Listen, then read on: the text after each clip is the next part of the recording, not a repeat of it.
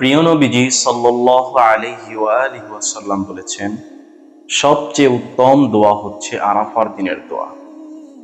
এবং রাসূলুল্লাহ সাল্লাল্লাহু আলাইহি ওয়াসাল্লাম বলেছেন, পূর্ববর্তী সমস্ত নবীরা এবং আমি আরাফার দিনে যত দোয়া করেছি তার ভিতরে সর্বশ্রেষ্ঠ এবং সর্বোত্তম দোয়া হচ্ছে লা ইলাহা ইল্লাল্লাহু ওয়াহদাহু লা শারীকা লাহ, লাহুল মুলকু ওয়া লাহুল হামদু ওয়া হুয়া আলা কুল্লি শাইইন কাদির।